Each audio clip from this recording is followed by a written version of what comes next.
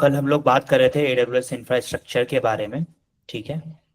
तो AWS infrastructure क्या होता है कि यहाँ पर क्या है कि एज ऑफ नाउ 2019 तक तो का डेटा अवेलेबल है ना। ये नोट्स थोड़ा पुराना है, थोड़ा सा नया डेटा देख लेते हैं। ठीक है ना, कि AWS अवेलेबिलिटी कितना है पहले, इसके बाद फिर आगे डिस्कस करते हैं। इसको मैं अपडेट कर दूंगा आज।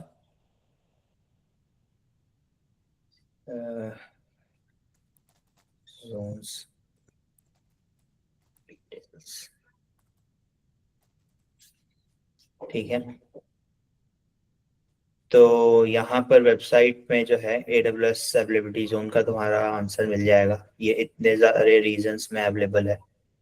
लाइक नंबर्स नहीं दे रखा क्या? Opt in status. ओके। ठीक है। List of AWS AZ zones. ये तो देख सकते हैं, यहाँ भी देख सकते हैं AWS रीजन्स। यहाँ तो दिख नहीं रहा है।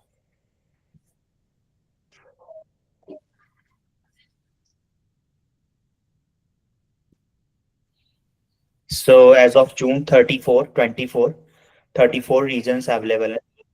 मुझे लगता है 19 रीजन से ज्यादा जो है इंक्रीमेंट हुआ है।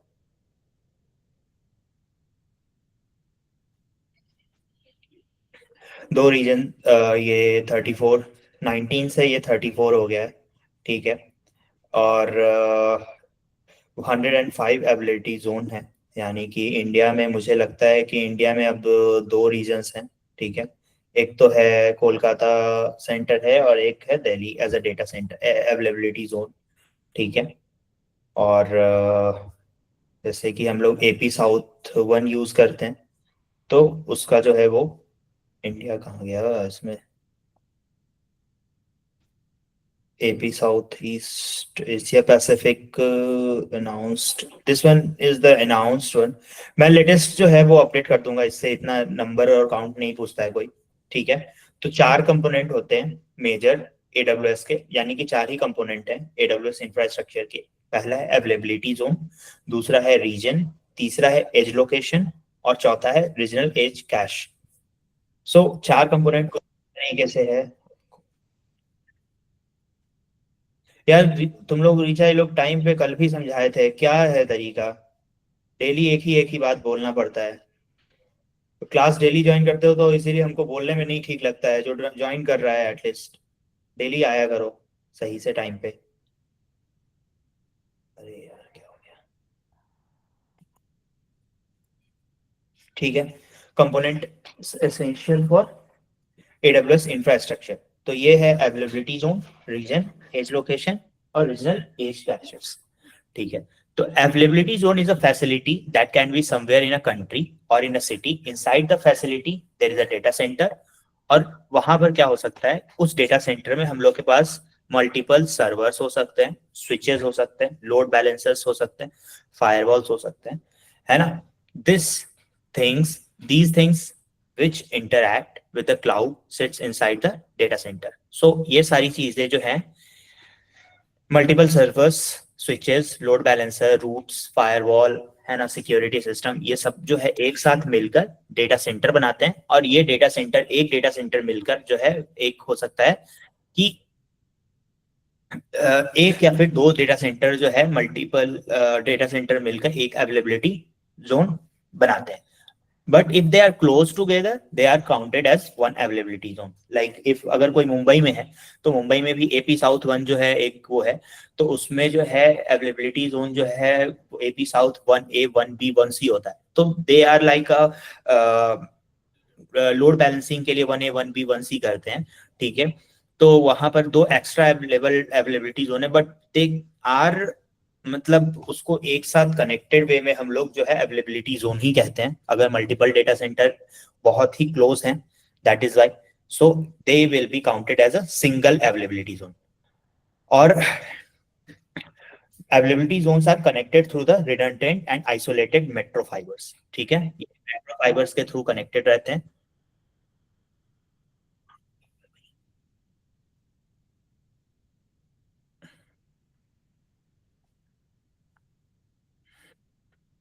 चलो मैं अब किसी को एंट्री तो दूंगा नहीं वैसे भी। जस्ट सेक में आया एक, किसी का मैसेज था।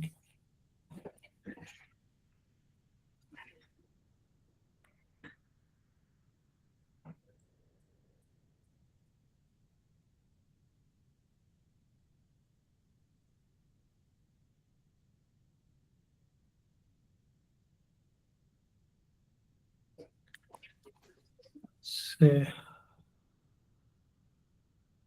कौन से आईडी से है, एक कोई स्टूडेंट ज्वाइन करना।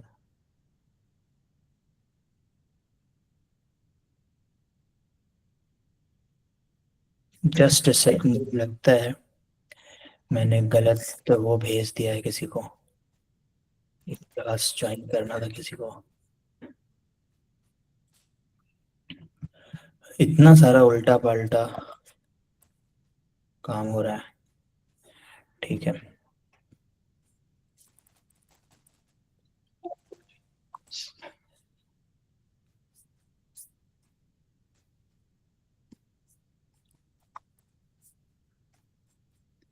ठीक है। तो तो क्या होता है कि अवेलेबिलिटी जोन तो ये हो गया कि जो है as a data centre use किया जाता है और मल्टीपल डेटा सेंटर एक ही जगह पे क्लोजली अवेलेबल है। Then we can connect it as a Sneha time करो। Availability zones are connected through redundant and isolated metro fibers. Isolated metro fibers बताना है या सर्च कर लोगे? एक तरीके का कनेक्टिविटी है और नथिंग एल्स। ठीक है। रीजन इन एडब्ल्यूएस, तो रीजन क्या होता है कि एक अवेलेबिलिटी जोन में दो या फिर दो से ज्यादा अवेलेबिलिटी जोन में जो है रीजन होता है। और वो जो रीजन है वो पर्टिकुलर ये region is a geographical area, each region consist of two or more availability zone. ठीक है। तो जैसे एपी साउथ 1A था, 1B था, 1C था।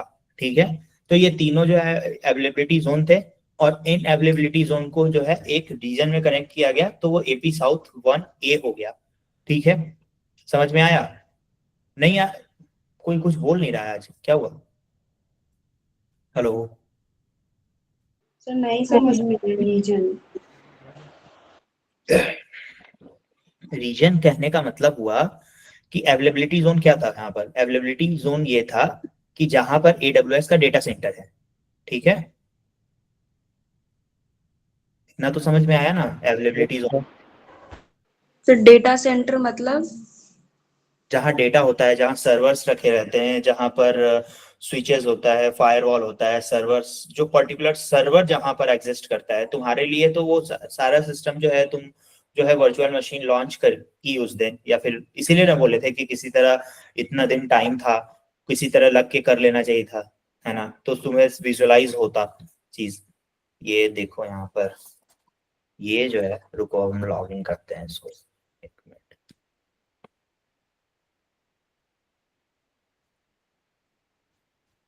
ठीक है, अब डेटा सेंटर क्या होता है पहले ये देखो।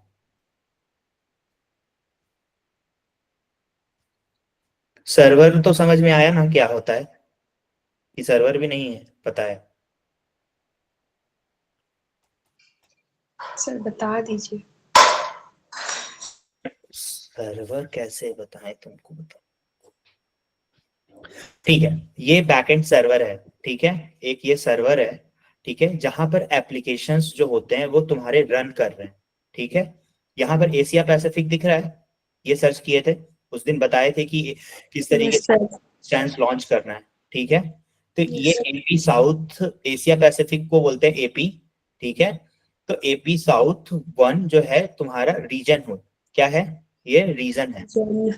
है? और इसके अंदर क्या होगा, एपी साउथ 1 के अंदर मल्टीपल अवेलेबिलिटी जोन होंगे। अवेलेबिलिटी जोन जो है डेटा का जो लोड होता है, लेटेंसी जो होता है, जितने स्पीड में डेटा मिलेगा। अब क्या है कि अगर मान के चलो तुम्हारा अभी मेरा डेटा क्या है, इंडियन यूजर्स है, तो जो मेरा ये सर्वर है, ठीक है, ये जो मेरा सर्वर है वो जो भी है बैकएंड सर्वर है, इसको हमने रख रखा है एशिया पैसिफिक में। ठीक है, अब इसको हम नॉर्थर्न वर्जीनिया पे कर देते तो क्या होता कि लोड आने और जाने में जो डेटा को टाइम लगता, ठीक है ना, वो बढ़ जाता, ठीक है ना, इनपुट और आउटपुट का जो टाइम होता वो बढ़ जाता, लेटेंसी थोड़ा बढ़ जाता। ऑल्दो वो लेटेंसी इतना नहीं रहता कि विजुअलाइज हो पाए वो लेटेंसी, लेकिन जब बड़े स्टेज पे काम हो रहा हो जहाँ मिलियंस ऑफ डेटा जो है आज वो मतलब इनपुट और आउटपुट हो रहा हो, तो उस केस में जो है रिडंडेंसी लेटेंसी बढ़ जाएगा, ठीक है। लेटेंसी का मतलब होता है, ये एकदम बेसिक लैंग्वेज में समझ लो, स्पीड, ठीक है। तो ये है, तो रीजन ये हुआ एशिया पैसिफिक, इज तुम्हारा Asia Pacific will be the region, ठीक है। एशिया पैसिफिक तुम्हारा रीजन हुआ, और इसका जो है क्या हुआ, ये जो है एशिया पैसिफिक तुम्हारा रीजन हो गया, और इसके अंदर एपी साउथ वन जो है रीजन हो गया, और उसके अंदर मल्टीपल अवेलेबिलिटी जोन हो गया। तो region in AWS is a geographical area, ठीक है। तो मुंबई इज क्या है, मुंबई क्या है, जियोग्राफिकल एरिया है। एरिया। कोलकाता क्या है, जियोग्राफिकल एरिया। जियोग्राफिकल एरिया भी बताएं, ज्योग्राफी भी बताएं। No sir. किसको नहीं समझ में आ रहा है, ये तो जियोग्राफिकल एरिया बोल रहा है, ये तो समझो। अब कोई बोलेगा ही नहीं तो फिर तो दिक्कत देखो समझ है, जोग्राफिकल एरिया समझ है ना। तो उस जियोग्राफिकल एरिया में अगर each region consist of two or more availability zone, हो सकता है कि उस केस में जहां पर अवेलेबिलिटी जोन ज्यादा होंगे, अब डेटा सेंटर अब मान के चलो एक यहाँ पर है, अब कोई मुजफ्फरपुर वाला बंदा है, ठीक है, अब वो समझ लो कि मुजफ्फरपुर से है ना एक दो, तो अब मान के चलो कि एक मुजफ्फरपुर में जगह है मिठनपुरा चौक है, ठीक है। अब मिठनपुरा चौक के बाद जो है एक जो है जगह जो है पानी टंकी है, ठीक है। ये एग्जाम्पल बता रहे हैं, ये दो जगह स्पेसिफाइड जगह है जो मुजफ्फरपुर से होंगे उनको समझ में आ जाएगा, मुंबई का भी एक एग्जाम्पल ले लेंगे, ठीक है। है ना, तो मुंबई से मुजफ्फरपुर में ये दो जगह है, अब इस दोनों जगह पे डेटा सेंटर रखता तो इस दोनों का जो है दूरी कितना ही है, 500 मीटर का। क्या क्या शिवम बताओ, ज्वाइन किया हो ना क्लास, जो उससे कम का ही होगा। है ना। तो जो है वो जो है मतलब कम का है, अब वो जो है कम का है वो, तो उसको क्या करेंगे, एक ही अवेलेबिलिटी जोन बताओगे ना, बार बार उसको अलग अलग जोन नहीं बताओगे, ठीक है। अब ये चीज होता कि अब मुजफ्फरपुर में एक डेटा सेंटर अगर होता, ठीक है, एक डेटा सेंटर तुम्हारा जो है मतलब वो मतलब जो टावर है जिसको सरैयागंज टावर बोलते हैं, और एक डेटा सेंटर वहां होता और दूसरा डेटा सेंटर तुर्की में होता, ठीक है। तो उसको क्या बोलते हैं कि ये दोनों में दूरी इतना ज्यादा हो गया, तो इसको क्या बोलते हैं हम लोग, अवेलेबिलिटी जोन, ठीक है। ठीक है, तो अगर पास है तो उसको सेम ही अवेलेबिलिटी जोन कहेंगे, और दूर है तो उसको अलग अलग अवेलेबिलिटी जोन कहेंगे। और एक रीजन में, ठीक है, एंड यहाँ लिखा हुआ है an availability zone can be several data centres, but if they are close together they are counted as one availability zone, ठीक है। तो हो सकता है कि आज इस बिल्डिंग में हमारे पास डेटा सेंटर खोलने का स्पेस नहीं बचा, तो हम बगल वाले बिल्डिंग को ले लेंगे, but this will be considered as a single availability zone. अब जो है मुजफ्फरपुर में दो अवेलेबिलिटी जोन थे जो हम बताए तुमको। अब कोई पटना से होगा तो ये समझ में आएगा कि पटना में अब हो सकता है कि एक बिहटा जगह है वहां पर एक अवेलेबिलिटी जोन था, और दूसरा जो है जगह पे जो था वो अवेलेबिलिटी जोन है तो पटना में ही, एक डिस्ट्रिक्ट में ही। तो ये समझ लो, सिर्फ और सिर्फ सिंपल भाषा में समझ लो, डिस्ट्रिक्ट में जो है तुम्हारे डिफरेंट जगह होते हैं, ठीक है। अब एक ही जगह में तुम्हारे घर के बगल में दूसरा घर है तो उसको सेम ही अवेलेबिलिटी जोन बोलोगे ना। अब तुम्हारे घर से जो है उस डिस्ट्रिक्ट में अलग अलग दूर पे जो है, दूरी पे कम से कम 50 किलोमीटर 60 किलोमीटर का दूरी अगर आ गया तुम्हारे, तो वो डिफरेंट अवेलेबिलिटी जोन हो गया। और अगर वो सारे अवेलेबिलिटी जोन एक साथ मिल गए, जैसे AZ1 AZ2 AZ3, जिसको AZ1 AZA AZB और AZC बोलते हैं, अवेलेबिलिटी जोन A B और C, वो सारे कंपाइल होकर एक रीजन बनाएंगे, ठीक है। अभी भी नहीं समझ में आया तो बताओ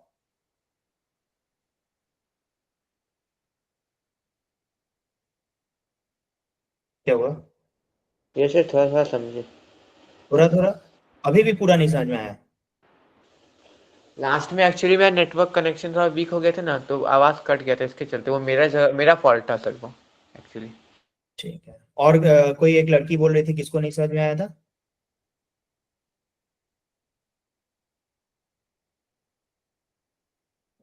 कौन था, अरे बोलो तो सही। क्या पुरुषोत्तम समझ में आया?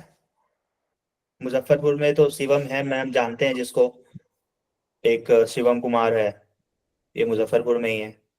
Yes sir, yes sir yes मैं सर, मुजफ्फरपुर से हूँ। हाँ समझ यस में आ सर, रहा है समझ सर। में है यस ना। सर। तो मैं भी वो जो है, अब मुंबई वाले में भी एक एग्जांपल हम बोलो तो ले लेते हैं, अब वहां पर ज्यादा हमको नहीं पता है, एक दो रीजन ही पता है। तो अब ये समझ लो ना कि अगर किसी जगह को ट्रैवल करने में मुंबई में 2 घंटे लग रहे हैं, तो वो नया ही अवेलेबिलिटी जोन हो जाएगा भाई। ठीक है, समझे? तो इसीलिए, और मल्टीपल अवेलेबिलिटी जोन बन के, मल्टीपल अवेलेबिलिटी जोन को क्लब करके एक साथ जोड़कर हम लोग बनाते हैं रीजन। ठीक है, यहाँ क्लियरली लिखा हुआ है, a region is a geographical area, each region consists of two more availability zone.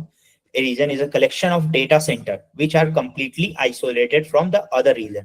अब जो डेटा सेंटर है, ठीक है, अभी शायद दिल्ली में भी डेटा सेंटर खुल गया है। ठीक है, तो अब चलो देख लेते हैं, एक्सप्लोर कर लेते हैं ये जो रीजन है यहाँ पर। ठीक है, ये दिख रहा है AP south 1। Yes sir. Yes sir. अगर हम रीजन चेंज कर दें यहाँ पर तो क्या होगा? ये लाइव बता रहे हैं, इसीलिए अगर रीजन चेंज कर दें तो क्या होगा? तो नया रीजन बन जाएगा सर। कोई नया रीजन नहीं बनेगा, रीजन तो ऑलरेडी मेरे पास है ही। मेरा जो सर्वर है यहाँ दिखाएगा ही नहीं। ये देखो कहाँ पर है, मेरा सर्वर है यहाँ। No sir. तो इसीलिए कहा, यहाँ पर लिखा हुआ है कि a region is a collection of data center which are completely isolated from other regions. ठीक है, ठीक है। तो मेरा जो डेटा सेंटर था वो एपी साउथ 1 में था, ठीक है, मुंबई में था। एंड जो हम अभी डेटा सेंटर सर्च किए थे, US east 1, that is northern Virginia, ठीक है, वो यहाँ पर से कंप्लीटली आइसोलेटेड है। अब यहाँ पर जो हम अपना डेटा सेंटर लॉन्च, अपना हम यहाँ पर सर्वर लॉन्च करेंगे, this will have a different data, this will be completely isolated. ऐसा नहीं है कि यहाँ पर जो है हम लॉन्च करेंगे तो यहाँ पर मेरे वाले एरिया में दिखेगा। ठीक है सर जब दूसरा रीजन लिए तो दिखा क्यों नहीं रहा है? एपीआई सेंटर लिए तो दिखा दिया, लेकिन दूसरा अगर रीजन चूज कर रहे हैं तो वो दिखा नहीं रहा, ऐसा क्यों? वही तो समझा रहे हैं, वही तो समझा रहे हैं कि कंप्लीटली आइसोलेटेड है। ईच डेटा सेंटर जो भी है, एक रीजन का जो डेटा सेंटर है वो दूसरे डेटा रीजन के डेटा सेंटर से कंप्लीटली आइसोलेटेड है। समझ में आया? Yes sir. समझो ना कि अब तुम्हारे घर में जो लोग रहते हैं, ठीक है, वो सामने वाले पड़ोस में तो जाके नहीं रहते हैं ना, उनके यहाँ जो सामान है वो कंप्लीटली आइसोलेटेड है। ठीक है, फोन तुम्हारे यहाँ भी है और सामने तुम्हारे पड़ोस में भी है, लेकिन तुम्हारे यहाँ जो फोन है वो सामने वाले जो पड़ोसी का जो फोन है उससे कंप्लीटली आइसोलेटेड है। समझ में आया? Yes sir. तो सिंपल सा एग्जांपल इस तरीके से समझो, बहुत लेमन लैंग्वेज में है, कि तुम्हारे घर पे जो फोन है वो कंप्लीटली आइसोलेटेड है सामने वाले घर के फोन से। कौन सा? That's it. Okay sir. ठीक है, a region consists of more than two availability zone connected to each other through links। जो बताए मल्टीपल अवेलेबिलिटी जोन हो सकता है एक रीजन में। ठीक है, अब आ जाओ edge locations. Edge locations are the end point for the AWS use for the caching content. तो हम लोग ना AWS में यूज करते हैं CDN, कंटेंट डिलीवरी नेटवर्क।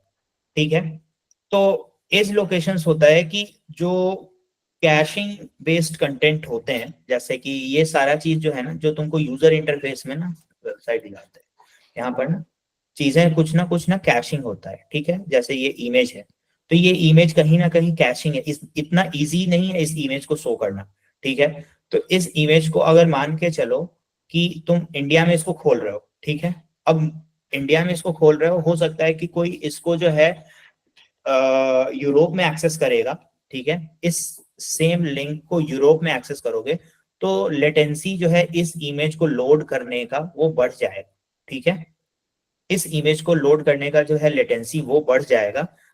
तो उस केस में क्या होता है कि एज लोकेशंस का यूज करते हैं, और हम लोग जो कंटेंट होता है, कंटेंट कुछ जो कंटेंट्स होते हैं जैसे कि मतलब ये इमेजेस, वीडियोस, इन सब चीजों को हम लोग कैशिंग कंटेंट कहते हैं, और ये इसको हम लोग एज लोकेशंस के थ्रू जो है सर्व करते हैं, ठीक है। Edge locations are more than regions, currently there are over 150 edge locations. Edge location is not a region but a small location that AWS have, ठीक है। तो स्मॉल लोकेशन में कहने का मतलब है कि AP साउथ 1 है, ठीक है ना। और एक हो सकता है कि वो बोले क्या कि अब इंडिया में लोग और यूजर्स ज्यादा बढ़ गए हैं, हमारा कंपनी ज्यादा एक्सपेंड हो गया है, लेकिन but we don't have to, हम लोग को इतना ज्यादा भी रिसोर्स नहीं चाहिए। एक तो हमारे AP साउथ 1 जो है बहुत ज्यादा मतलब भर रहा है, एक्सपैंड हो रहा है, और हमको नया डेटा सेंटर पूरे इस तरीके से नहीं, एक रीजन नहीं स्टैब्लिश करना है। तो उस केस में क्या करेंगे कि हो सकता है कि वो पुणे में, या फिर जो हो सकता है कि किसी और नागपुर में, या फिर किसी और भी जगह जहां पर भी महाराष्ट्र में रीजन है ना, वहां पर क्या करेगा कि वो एक नया एज लोकेशन खोल देगा, ठीक है। दैट विल भी क्या होगा कि वहां पर ना कैशिंग कंटेंट्स को भेज दिया जाएगा, ठीक है। तो edge location is not a region but a small location that AWS have, it is used for caching the content. तो उस केस में जो है कंटेंट को इजीली तुम लोगों को दिखाने के लिए कैशिंग कंटेंट को यूज किया जाता है, ठीक है। Edge locations are mainly located in most of the major cities to distribute the content to end users with reduced latency. यही चीज बता रहे थे, ये देखो जितना स्पीड है। अब मान के चलो कि मेरा इस, अभी तो वेबसाइट पे बहुत ज्यादा यूजर्स नहीं है, 200 500 600 यूजर्स है।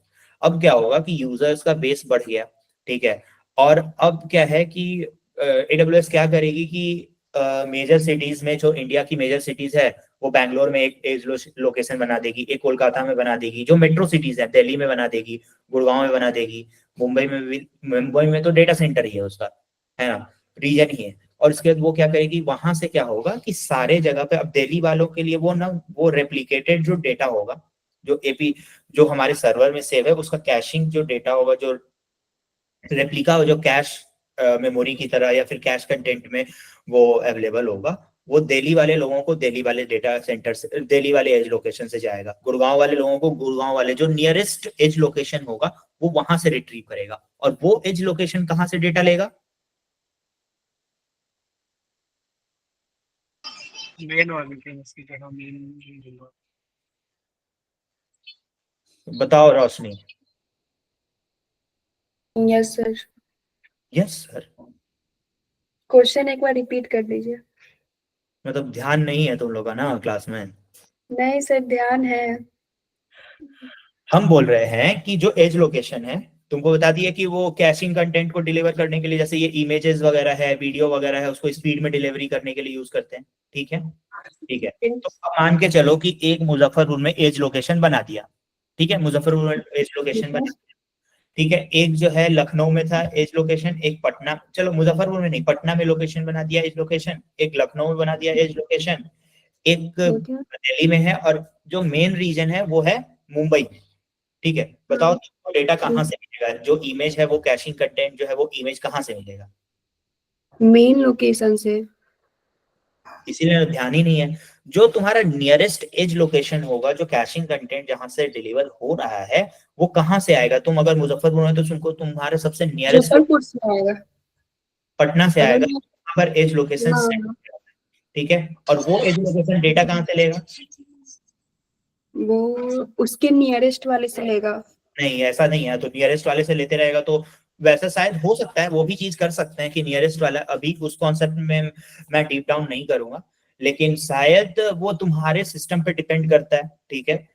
ठीक है, तो वो एज लोकेशन वाला जो पॉइंट है, ये थोड़ा सा मतलब ट्रिकिएस्ट पॉइंट है कि तुम सिर्फ ये समझो कि कंटेंट को डिलीवर करने के लिए विदाउट रिडंडेंसी, विदाउट लेटेंसी और लो लेटेंसी में यूज होता है। For example, some user accesses your website from Singapore, then this request will be redirected to the edge location closest to the Singapore where case data can be read, ठीक है। अब तुम जो है मुजफ्फरपुर से एक्सेस कर रही थी, तो हम अपना डेटा को क्या करेंगे कि पटना वाले लोकेशन पे भेज देंगे, एज लोकेशन पे, और वहां से तुम क्या करोगी, वेबसाइट को एक्सेस कर पाओगी, ठीक है।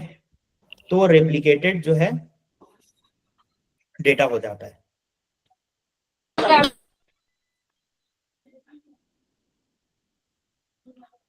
Hello hello. Yes sir. हाँ, क्या हुआ? समझ में नहीं आया क्या? नहीं आ नहीं रहा है सर। समझ में आ जाए तो बोल देना, नहीं आए तो भी बोल देना। ठीक है, क्योंकि थ्योरेटिकल पार्ट है तो हो सकता है कि मजा भी नहीं आए। लेकिन रीजनल एज कैश क्या होता है कि AWS announce a new type of edge location in November 16 known as regional edge cache. Regional edge cache lies between the CloudFront origin servers and the edge locations. ये जो है CloudFront origin servers के और edge location के बीच में आता है। Data is removed from the cache at the edge location while the data is retained in the regional edge caches. A regional edge cache has a large cache than an individual edge location. तो ये क्या है कि ये edge location से थोड़ा सा ऊपर है और CloudFront origin server से नीचे है। ठीक है, तो ये इन दोनों के बीच में है। और रीजनल एज कैश क्या होता है कि इसका जो कैश का जो लिमिट है, अमाउंट है, वो इंडिविजुअल कैश एज लोकेशन से ज्यादा है। ठीक है, और डेटा जो है remove from the cash at the edge location while the data is retained at the regional edge caches. When the user requests the data is no longer available at the edge location. ठीक है, हाँ, जो तुम अभी पूछ रही थी कि edge location में डेटा कहाँ से आएगा, ठीक है, तो उस केस में हम इसीलिए बोले थे कि रीजनल एज कैश, जो अभी तुम बोली थी कि अब पटना से जो डेटा है, पटना का जो एज लोकेशन, वो डेटा कहाँ से लेगा। ठीक है, तो वो क्या करेगा, वो regional edge cache instead of original server, वो मुंबई से नहीं लेके आएगा, एक रीजनल एज कैश सर्वर होगा। ठीक है, रीजनल एज कैश जो होगा ये एक सर्वर बोलो या फिर एक जगह होगा, डेटा सेंटर होगा इस चीज का, वो यहां से लेके आएगा। ठीक है, तो इसका एक डायग्राम, सॉरी वो तो ये ठीक है, यहाँ पर बताते हैं। ठीक है, तो ये तुम्हारा जो है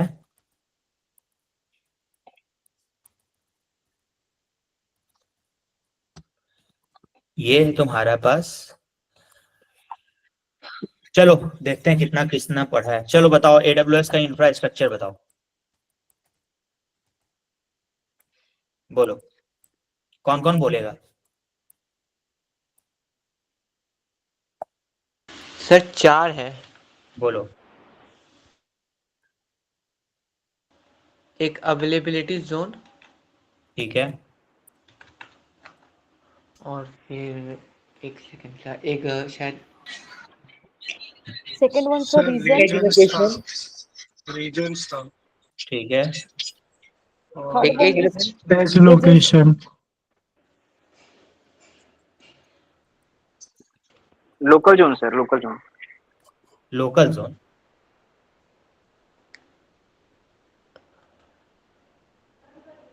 मतलब सर अवेलेबिलिटी जोन और फिर एज लोकेशन और एक रीजन है, और चौथा याद नहीं आ रहा, एक सेकंड, चौथा दिमाग से निकल गया।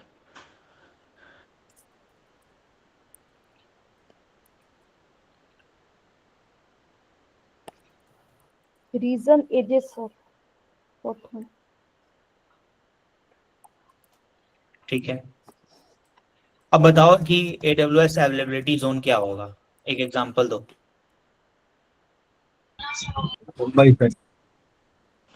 AP south 1 Mumbai. South 1A is the availability zone.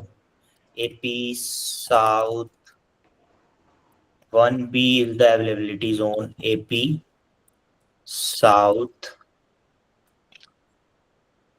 1C is the availability zone. अब बताओ रीजन क्या है।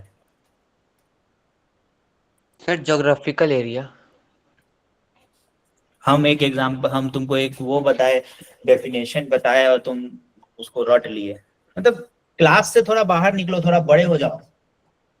हम तुमसे वो टीचर वाला बात नहीं है, वो प्रोफेसर जो बताएगा वही जो है लिख के आइएगा और उसी पे नंबर मिलेगा। यहाँ वो नंबर वाला नहीं है, ये जिंदगी का रेस है। जिंदगी के उस रेस में कोई नंबर नहीं मिलता है। यहाँ पर सीधे या तो आप इन हैं या फिर आउट हैं। फाइनल इंटरव्यू में जब है ना, अगर आप ये बोल दिया ज्योग्राफिकल एरिया, तो आप या तो इन हैं या फिर आउट हैं। बोलिए।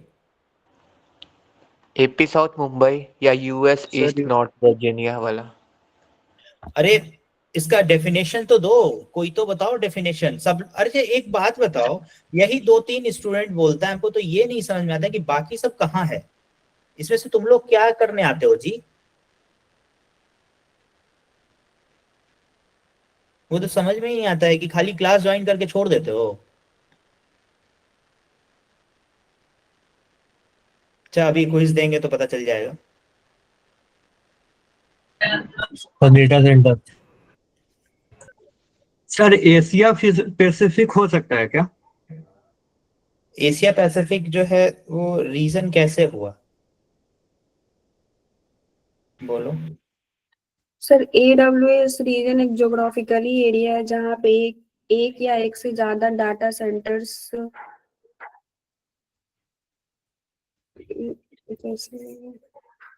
ये देखो, ये जो है ये रीजन है यूएस स्टेट, ठीक है।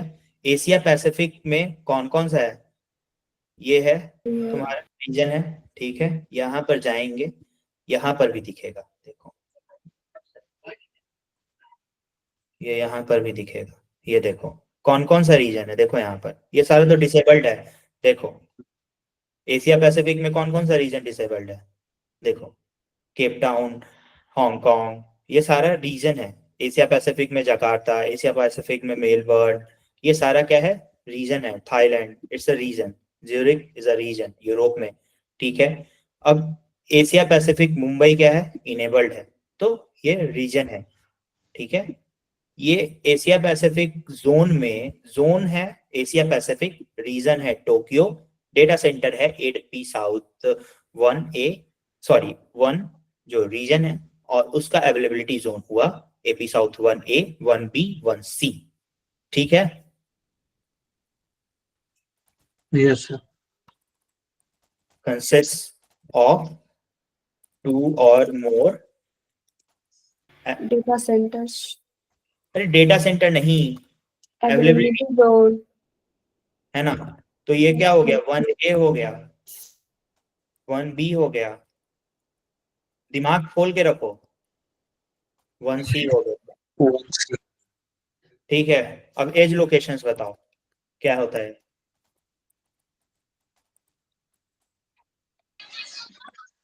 बोलो।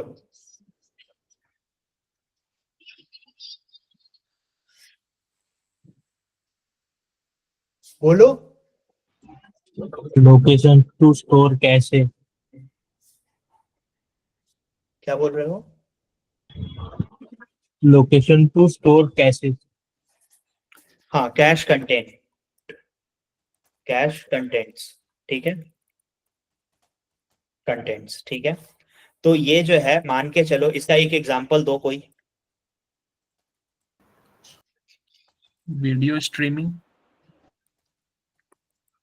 वीडियो स्ट्रीमिंग तो सिस्टम होगा कि स्ट्रीम कर रहे हो, ठीक है ना। एज लोकेशन का हमको एग्जांपल दो ना, एक लाइव, हम ये बोलना चाह रहे हैं।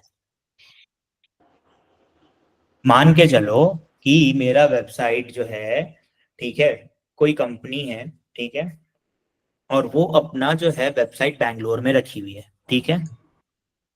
और क्या होगा कि डेटा सेंटर जो है वो मेन या फिर सेंट्रल डेटा सेंटर जो है एशिया में 4 ही जगह है उसका। एक है उसका चाइना में, बीजिंग में, दूसरा है इंडिया में, इंडिया की कंपनी है तो चलो उसने क्या करा, 2 ले लिया डेटा सेंटर, ठीक है। और क्या हुआ, 2 डेटा सेंटर, एक दिल्ली कर लिया, एक बैंगलोर कर लिया, ठीक है। और एक डेटा सेंटर उसने रख रखा है एडब्ल्यूएस का मतलब रीजन रख रखा है उसने, कहां पर, यूएस में। तो अगर मान के चलो सिंगापुर से कोई वेबसाइट एक्सेस करना चाहेगा तो सिंगापुर में हम लोग क्या करेंगे कि एक एज लोकेशन बना देंगे, ठीक है। और वहां से क्या होगा, हमारा कंटेंट एक्सेसिबल हो जाएगा, ठीक है। अगर वो एज लोकेशन नहीं होता तो डायरेक्टली मेरे रीजन को हिट करता या नियरेस्ट रीजन को भी हिट कर सकता था। हमको नहीं पता है कि सिंगापुर से बीजिंग ज्यादा नजदीक है या फिर बैंगलोर ज्यादा नजदीक है, तो वो इस दोनों कंडीशन में कहीं पर वो हिट करता, तो उसको जो कंटेंट है, इमेज या फिर वीडियो या फिर ऐसा जो इंटरैक्टिव थिंग है, ऑडियो या वीडियो है, वो उसको मिलने में टाइम लगता। तो उस केस में क्या किया गया कि एडब्ल्यूएस लोकेशंस बनाया गया। अब AWS एज लोकेशन में क्या हुआ कि एज लोकेशन में क्या होता है कि वो वहां पर ही रहता है, ठीक है, और वो वहां से जो है डेटा तुम्हारे पास कैश्ड कंटेंट वो तुमको डिलीवर करता है, ठीक है। तो वेबसाइट का डेटा यहां से आया। AWS रीजनल एज केसेस क्या हुआ, ये बताओ। बोलो। जो डेटा है इसके अंदर, it is somewhere in between cloud front और एज edge लोकेशंस के बीच में रहता है। ये एज लोकेशंस के बीच में है। ठीक है, अब क्या है कि ये जो क्वेश्चन हम तुमसे पूछे थे, हम इसीलिए चाह रहे थे कि पहले रीजन एज केसेस बता दे, रीजनल एज कैशेस होता है। ठीक है, ठीक है। अब मान के चलो कि AWS एज लोकेशन जो होता है, ठीक है, अब इसके अंदर हम तुमसे क्या पूछे थे कि डेटा कहां से आएगा। ठीक है, बताओ अब इसमें जो है एज लोकेशन में डेटा कहां से आएगा।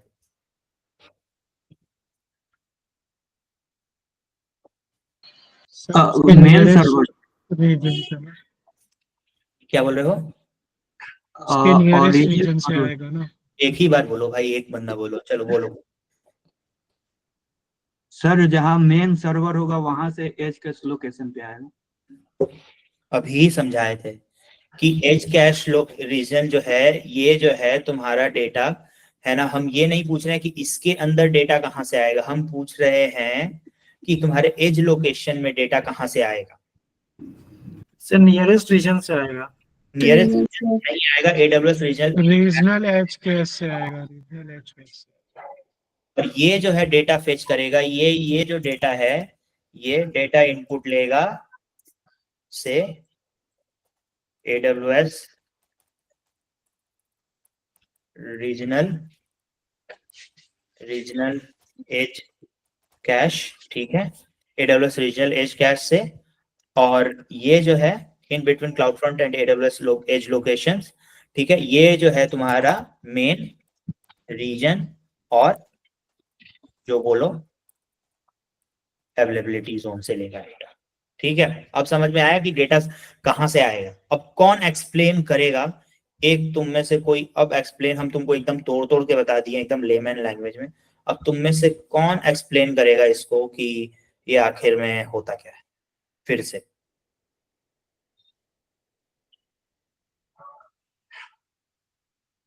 बोलो। तो इंफ्रास्ट्रक्चर एक्सप्लेन करना है। हाँ, तो नहीं समझ में आएगा तो कैसे होगा बाबू, क्वेश्चन पूछ लेता है, बेसिक तो ये चीज पूछ ही लेता है। बोलो।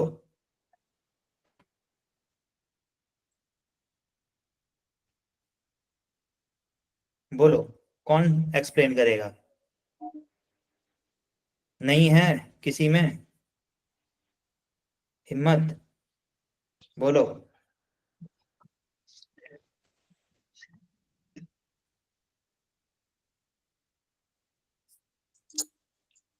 अरे बताओ तो प्रॉब्लम कहाँ आ रहा है, नहीं समझ में आ रहा है तो हम रिपीट भी करें, इंपॉर्टेंट टॉपिक है। सर एक बार रिपीट करिए इसको। कहाँ रिपीट करना है, तुमको क्या नहीं समझ में आया, चलो तुम ही बोलो, चलो इंटरैक्ट करो। सर एजेड AWS एजेड का। अरे अवेलेबिलिटी जोन को लिखे हैं। क्या सर? That बोलते हैं अवेलेबिलिटी जोन को, समझ में आया। Yes sir, yes sir. अरे उसी को तो लिखे हैं। अरे तुम लोग जेन जी हो, क्या बोलते हो उसको, मतलब शॉर्ट फॉर्म यूज करने वाले लोग हो, अभी तुम लोग को एजी नहीं समझ में आ रहा है। वाह।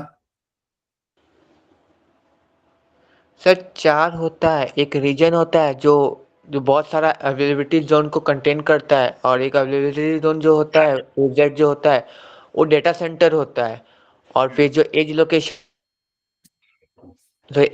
जो कैशे होता है वो एज लोकेशन और ओरिजिनल सर्वर के बीच में इंटरमीडिएट का काम करता है। जो एज लोकेशन है उसमें बहुत सारा आई रीजनल थिंक एज कैश क्या होता है। रीजनल। एज कैश चौथा तो बताया ही नहीं तुमको।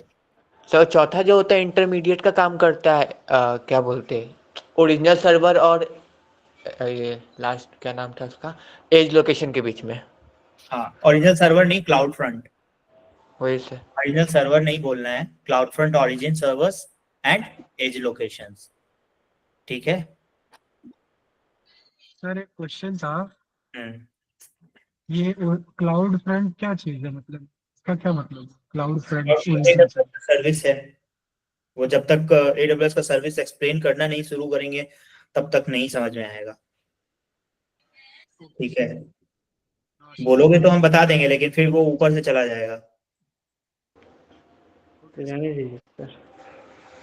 क्लाउड फ्रंट जो होता है ना, ये है कि एक कंटेंट डिलीवरी नेटवर्क सर्विस है, CDN सर्विस है, ठीक है, जो कि कंटेंट डिलीवर करता है। तो कंटेंट क्या हुआ, यूजर के लिए कंटेंट क्या हुआ बताओ, तुम्हारे लिए कंटेंट क्या हुआ? कंटेंट मतलब जिस तरह से वो वेबसाइट में एक्सेस करना चाहते हैं, जो भी चीज, जैसे वीडियो हो गया या कुछ। वीडियो हो गया, इमेज हो गया, रील हो गया, डेटा शॉर्ट सर, डेटा।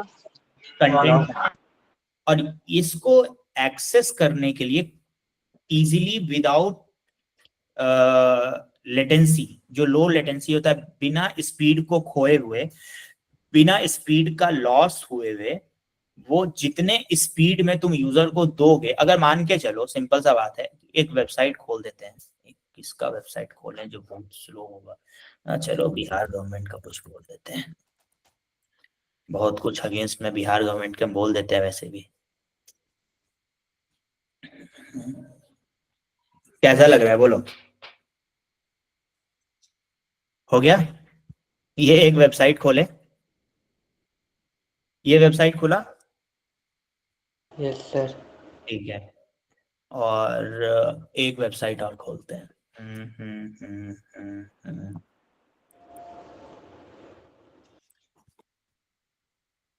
बताओ। Amazon वाले में लेटेंसी मतलब कम थी, मतलब स्पीड बहुत ज्यादा था, तो जल्दी खुल गया। लेटेंसी बहुत कम है, तो क्यों और कैसे हैंडल कर रहा है?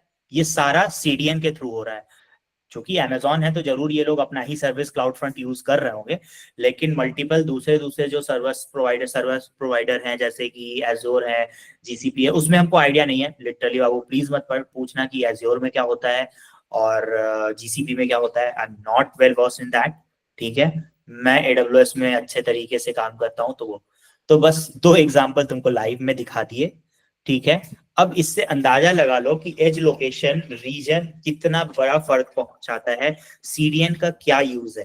ठीक है, ये वेबसाइट ही ढंग से जो है खुल नहीं रहा है। अब यहाँ पर जाएंगे, अब ये फिर जो है ये, ठीक है, ये तो टेक्स्ट कंटेंट है, ठीक है, टेक्स्ट कंटेंट को जो है उतना तरीके से जो है उतना मैनेज करने का जरूरत नहीं होता, लेकिन CDN में इमेजेस जितने तरीके से मैनेज करना पड़ता है, ठीक है, तो उसको जो है क्लाउड फ्रंट के थ्रू, क्लाउड फ्रंट जो है सर्विस है AWS में, जिसके थ्रू CDN मैनेज होता है। CDN is a content delivery network.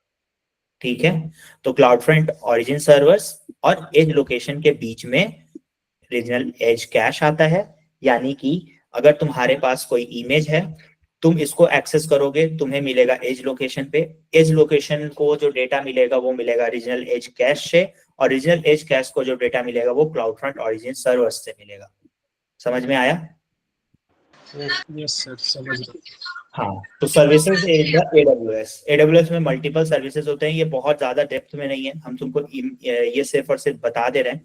कल हम लोग अगर EC2 स्टार्ट करेंगे, ठीक है, तो EC2 स्टार्ट करेंगे तो इसका पूरा डीप डाउन स्टार्ट करेंगे। ठीक है, मतलब हम इसका स्पेशल अलग से बनाएंगे। ठीक है, दिस इज समथिंग, खत्म हो गया, कितना पढ़ लिया? अरे 45 pages we have gone through. तो सर्विसेज ऑफ द AWS में मल्टीपल सर्विसेज हैं, AWS EC2, ECR सबका यूज बता दें अभी। Yes sir. यस सर, बता यस दीजिए। सर। ठीक, तो लिखो, कॉपी उठाओ, निकालो, लिखो कॉपी में। एक सेकंड सर। थोड़ा हम भी थोड़ा मास्टर जी वाला थोड़ा सा नियम अपना लेते हैं। कॉपी नहीं है बगल में सर, नोटपैड में लिख लेते। नहीं नहीं, लिखिए ना, ज्यादा तेजी से लिखना पड़ेगा, निकालिए कॉपी। एक सेकंड रुक जाइए।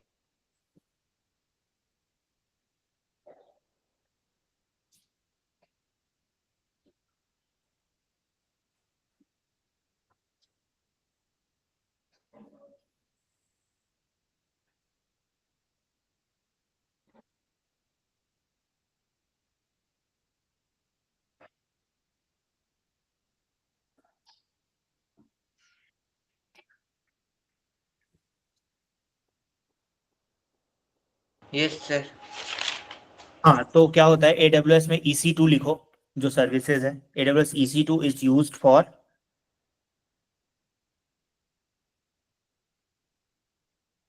ये तो यहीं पर है, ये तो यहीं पर सामने में ही पड़ा हुआ है। कहाँ गया ये AWS अवेलेबिलिटी जोन। हाँ ठीक है, EC2 is stand for elastic compute cloud. Amazon elastic compute cloud provides the scalable computing capacity. It's a virtual computer, ठीक है। जो वर्चुअल कंप्यूटर है, एक तरीके का वर्चुअल सर्वर है, ठीक है। और ये एक तरीके का वेब सर्विस है जो कि रिसाइजेबल है, ठीक है। और जो है तुम यहाँ से डिफरेंट टाइप के कैपेसिटी के डिफरेंट क्या बोल सकते हैं, डिफरेंट टाइप के उसमें जो है एडिशनल SSD या फिर जो भी है रैम, उसको लगा के ऑपरेटिंग सिस्टम उसके अंदर इंस्टॉल करके तुम जो है एज ए वर्चुअल मशीन चला सकते हो। It's like a virtual computer in the cloud. और वहां पर तुम क्या करते हो कि उसके अंदर तुम्हारा एप्लीकेशन चलता है ताकि वो सारे जगह दिख सके, यानी कि क्लाउड में वो एप्लीकेशन तुम चला रहे हो, एज ए कंप्यूटर उसको चला रहे हो, मतलब उस कंप्यूटर के अंदर चला रहे हो और लोग उसको एक्सेस कर पा रहे हैं, ठीक है। ठीक है, हम इसका डिटेल कल से बताएंगे। स्केलेबिलिटी इसमें क्या होता है, फ्लेक्सिबिलिटी क्या होता है, कॉस्ट इफेक्टिव कैसे है, EC2 को जो है सिक्योर कैसे करते हैं, EC2 में कितने टाइप के इंस्टेंस होते हैं, ठीक है। EC2 में जो सर्विसेज हैं वो क्या है, ठीक है। AWS में एक और सर्विस है, वो है S3 सिंपल स्टोरेज सर्विस। तो ये जो है यूज होता है IoT डिवाइस के बैकअप के लिए, रिस्टोर करने के लिए। और जो स्टैटिक डेटा है वेबसाइट का, वेबसाइट में जो स्टैटिक डेटा होगा, जैसे लोगो होगा, ठीक है, कुछ जो है स्लाइडर के इमेजेस होंगे वेबसाइट पे, ठीक है, वो सारी चीजों को जो है AWS S3 में यूज करते हैं। AWS S3 के लिए जो तुम्हारा नोट्स है वो कहाँ स्टोर्ड है, चलो लाइव बता देते हैं, AWS S3 में स्टोर्ड है। जो तुम्हारा रिकॉर्डेड लेक्चर है अभी तो यूट्यूब पे डाल देते हैं, जब बाद में है क्या करेंगे उसको जो है एक्सेसिबल, जब हम यूट्यूब पे नहीं डालेंगे तो क्या करेंगे, उसको AWS S3 में डाल देंगे और वहां से जो है वहां से लिंक दे देंगे। चलो एक चीज दिखाते हैं AWS S3 में क्या होता है। किसी को लाइव देखना है AWS S3 कैसे काम करता है? Yes sir. ठीक है, एज EC2 तो उस दिन बता दिए थे, EC2 तो लाइव दिखा दिए थे। Yes sir. सर EC2 पे हम लोग अपना वेब एप्लीकेशन ये करते हैं क्या, होस्ट करते हैं क्या? वेब एप्लीकेशन होस्ट कर सकते हो, मशीन लर्निंग का एप्लीकेशन होस्ट कर सकते हो। नॉर्मली ऐसे तुम बेसिक सा वो लॉन्च करके लिनक्स का प्रैक्टिस कर सकते हो, जो तुमको बोले थे कि अगर जिसको लिनक्स का प्रैक्टिस करना है। यस सर, तो वो लिनक्स वाला किए थे, मतलब ये जानना था कि जैसे कोई एप्लीकेशन है तो सिर्फ वहां पे अपलोड करने। हाँ, एप्लीकेशन को अपलोड कर सकते हो, फिर उसको तुम पब्लिक IP से एक्सेस कर सकते हो। तरीका है कैसे एप्लीकेशन को एक्सेस करते हैं वो बताएंगे जब EC2 को ऑपरेशंस बताएंगे, ठीक है। अभी यूज केस समझो, ठीक है। अभी हम लाइव एक यूज केस और दिखाते हैं तुमको, जैसे कि S3 है, ठीक है। अब ये देखो ये S3 है, तो इसमें क्या है कि डेटा स्टोर करने के लिए यूज करते हैं, ठीक है। यहाँ पर तरह तरह का जो है डेवॉप्स का नोट्स है, यहाँ पर देखो, यहाँ पर इतने सारे नोट्स हैं अपलोडेड, ठीक है। हम लोग जैसे ब्लॉग का इमेज स्टोर कर रहे हैं यहाँ पर, ठीक है। ये एक ब्लॉग का इमेज है, देखो इसको जो ऑब्जेक्ट का URL ये है, देखो ये ब्लॉग का इमेज है जिसको हम लोगों ने स्टोर कर रखा है। ये है नीतीश कुमार जी आ गए यहाँ पर, ठीक है। तो ये जो है ये बकेट है, ठीक है। AWS S3 में जो है बकेट होता है, ठीक है। और इसके अंदर हम लोग क्या करते हैं कि अपना एक बकेट बनाते हैं और उसको हम लोग स्टोर करते हैं, ठीक है। तो मान के चलो कि अभी जैसे कि एक नोट्स है, ठीक है। अब ये जो नोट्स है हम अपलोड किए, ठीक है। अब कैसे दिखाएं इसमें से, अच्छा इसमें तो अभी अपलोड करेंगे तो तुम्हें पता चल ही जाएगा। 17 तारीख को किए थे, ये देखो ये लास्ट 17 तारीख को अपलोडेड है, ठीक है। लास्ट मॉडिफाइड ये तुम्हारा 17 तारीख वाला दिख रहा है ना, कल जो नोट्स डाले थे। अभी चलो हम नोट्स डाल के दिखाते हैं कि कैसे इसके अंदर जाता है। वो अभी तुम्हें समझ में नहीं आएगा, ये जो है हम तुमको एक लॉजिक दिखाएंगे जिसके थ्रू तुमको समझ में आएगा कि इसके अंदर डेटा जाता कैसे है। हम तुमको ये दिखाते हैं कि नोट्स अपलोड कैसे करते हैं। यहाँ गए, ये गए, PDF फाइल चूज करेंगे, ठीक है। I think I will have to log in again, recents ठीक है, ये क्लाउड कंप्यूटिंग है, इसको ओपन करेंगे और इसको पब्लिश कर देंगे। ओके ओके ठीक है, अब इसको यहाँ पर जाएंगे और यहाँ से हम क्या करते हैं, ये सारा सिस्टम देखो कितना इजीली बना हुआ है। ठीक है, अब क्या करेंगे, इसको अपलोड कर देंगे। I think it is not happening. कोई दूसरा अपलोड करके देखते हैं, वेट, ये हो गया। वो शायद साइज में थोड़ा बड़ा है, दैट इज वाई। तो साइज का भी लिमिट है AWS S3 में कि कितने बड़े साइज का जाएगा, तो साइज का थोड़ा इशू था। अब इसको रिफ्रेश करते हैं, अभी जो नोट्स अपलोड किए थे, ठीक है, तो अभी देखते हैं 17 तारीख में, ये देखो ये 18 तारीख का आया ये PDF, ठीक है, यस सर। और ये अपलोड किए थे, दिखा, दिख गया। Yes sir. तो ये लाइव किस तरीके से, तो क्या करता है ये S3 का काम क्या है, डेटा स्टोर करना, स्टैटिक डेटा कह सकते हो, या फिर जो भी चीज, जैसे ये इमेज वगैरह है ना, ये जितना तुमको इमेज दिख रहा है, ये सारा चीज, ये दिख रहा है ये इमेज, ये कहाँ हम स्टोर ये कर रहे हैं, ये सारा जो है हम दिखा देते हैं, चलो ठीक है ना, ये सारा जितना भी है हम सब जो है S3 में स्टोर कर रहे हैं, सारा जो है S3 में। अगर हम इसको अपने डेटाबेस में सेव करते तो मेरा जो डेटाबेस है वो क्या होता, वो भरते चला जाता। ठीक है, दिख रहा है, ये जितना भी इमेज हम लोग अपलोड किए हैं ये सारा जो है डेटाबेस में है। अब दिखा देते हैं, वो भी लाइव देख लो। जैसे आज एक इमेज डाले हैं सुनीता विलियम्स का, ये देखो, दिख रहा है। Yes sir. तो ये इस तरीके से काम करता है। अभी जैसे तुम लोगों ने टेस्टिमोनियल्स करा था, ठीक है, जितने लोगों का जो है ये सारा सिक्योर्ड है, इसीलिए क्योंकि ये सारा जो जिसका जिसका जो है, यहाँ पर देखते हैं, रैंडम किसी का उठा लेते हैं, किसका इमेज खुलता है, ये देखो। अच्छा, ये टेस्टिंग वाले हैं, कुछ टेस्टिंग वाले भी डाले हुए हैं जो इंटर्न्स हैं। चलो रैंडम देख लेते हैं कुछ, ये देखो ये किसका इमेज है, तो देखो ये खुल गया ये सारा। तो ये जो है तरीका है स्टैटिक चीज़ों को अपलोड करने का। तुम सिर्फ और सिर्फ जो है, हम तुमको एक प्रोजेक्ट बताएंगे जो तुम सिर्फ और सिर्फ S3 का यूज करके, सिर्फ S3 का यूज करके तुम एक अपना पर्सनल ड्राइव बना सकते हो। सिर्फ और सिर्फ S3 का यूज करके तुम पर्सनल ड्राइव बना सकते हो। लॉग इन करोगे अपने पर्सनल ड्राइव में ईमेल आईडी से, ठीक है, और वो सारा चीज जो है जाके सेव हो जाएगा, तुम उसको रिट्रीव कर सकोगे।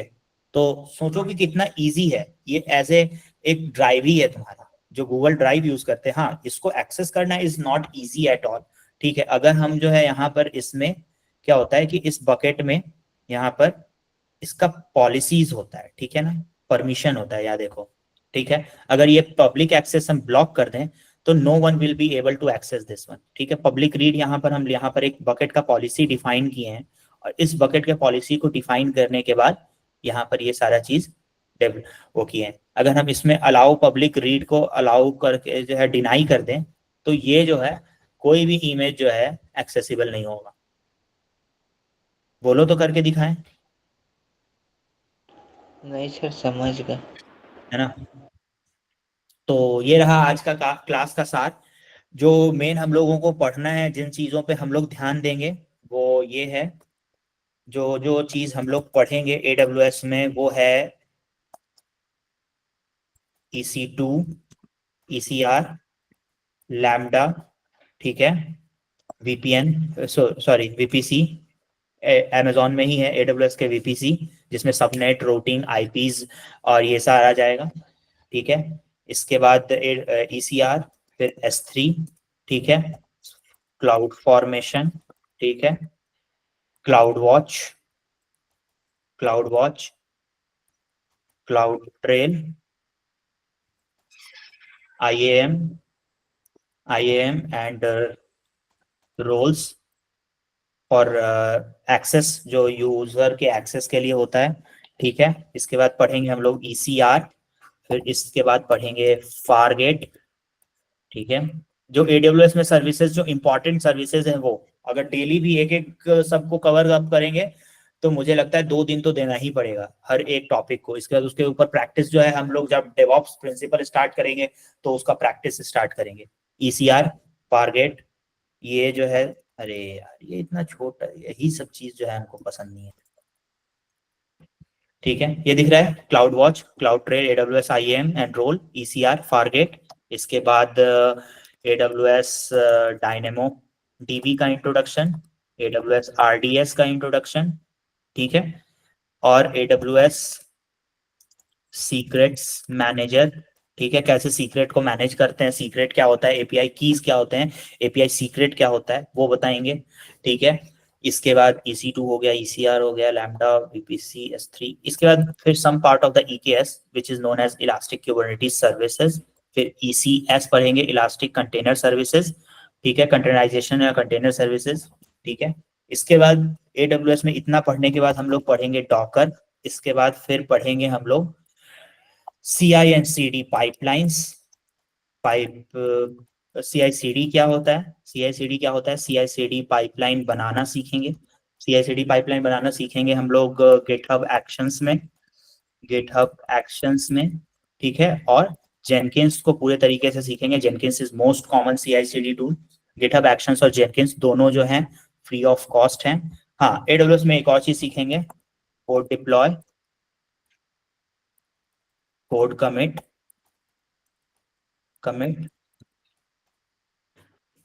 कोड पाइपलाइन, ठीक है, AWS code deploy, code commit, code pipeline, ये ठीक है।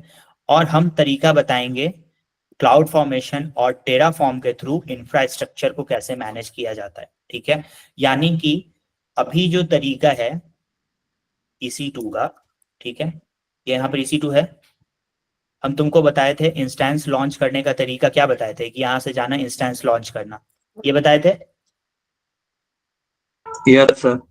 क्या हो अगर हम तुमको एक ऐसा स्क्रिप्ट दे दें, ठीक है, हम तुमको एक ऐसा स्क्रिप्ट दे दें, इसमें तो नहीं है, हाँ, एक तुमको यहाँ से बताते हैं, एक कुछ इस तरीके का हम तुमको स्क्रिप्ट दे दें और तुमको हम बोलें कि ये कहाँ गया, सीक्वेंस मैनेजमेंट, आई थिंक ये है, हाँ ये रहा। हम तुमको कुछ इस तरीके का स्क्रिप्ट दे देंगे, ये देखो इंफ्रास्ट्रक्चर है, ये दिख रहा है, EC2 वर्कर नोड इंस्टेंस, ठीक है, हम तुमको इस तरीके का स्क्रिप्ट दे देंगे और तुम इसको चलाओगे और तुम्हारा AWS EC2 इंस्टेंस लॉन्च हो जाएगा। बोलो क्या क्या कहते हो, कितना इजी हो जाएगा काम। यानी कि तुम्हें फिर कभी दोबारा जो है इसको आके विजिट करने का जरूरत नहीं पड़ेगा, ये यूजर इंटरफेस तुमको दिखाने का जरूरत ही नहीं पड़ेगा। Then you will be acting as a real DevOps like a guy, DevOps engineer. उस समय तक तो नहीं बनोगे जब तक कंपनी एक्सेप्ट नहीं करती, लेकिन you will be acting as a real DevOps guy, जहां पर तुम सिर्फ और सिर्फ कोड लिखोगे, यहाँ पर कमिट करोगे, पुश करोगे चेंजेस और तुम्हारा पाइपलाइन चलने लगेगा। ठीक है, कुछ इंफ्रास्ट्रक्चर में चेंजेस होगा वो दिखेगा, नहीं होगा तो वो आगे बढ़ेगा और सारा code from the top to bottom सब चीज डिप्लॉय होता चला जाएगा। तो ये जो लोग डॉकर फाइल नहीं देखे हैं तो कुछ इस तरीके से होता है डॉकर फाइल। ये छोटा सा डॉकर फाइल है, मल्टीपल लाइंस के डॉकर फाइल होते हैं, मल्टी स्टेज डॉकर फाइल होता है, तो वो सारा चीज बताएंगे। उसका जो डॉकर का जो नोट्स है वो हम पहले बता देते हैं, तुम लोगों को शायद टाइप किया हुआ ना मिले, वो हैंड रिटन नोट्स है, then it will be a handwritten notes from my end, and that's all for today's class. Thanks for joining and किधर गए सब लोग? Thank you sir. अरे अटेंडेंस देना है ना सर वो ADS कहाँ आए हो? सर वो AWS वाला पेज को बस एक बार, क्या AWS वाला पेज को बस एक बार स्क्रीनशॉट लेना था सर। AWS वाला पेज का स्क्रीनशॉट? कौन सा पेज का? मेरे पर्सनल पेज का क्यों लोगे स्क्रीनशॉट? सर वो लास्ट में जो बस एंट्री कर रहे थे AWS में क्या क्या करेंगे वाला, EC2 और ये सब बस। हाँ वो हम तुमको भेज देते हैं ना ग्रुप में। जी सर, जी सर, थैंक यू। ये हो गया ग्रुप में। Hello sir. हाँ जी, हाँ जी बोलिए। सर कह रहा था कि अब आप क्या बोलते हैं, जो कॉपी में लिखवाए थे ना उस टाइम मेरा नेटवर्क चला गया था, इसके चलते नहीं लिखवाए हम, हम छोड़ दिए, मुंह से बता दिए, नहीं लिखवाया। ठीक है सर। चलो चलो।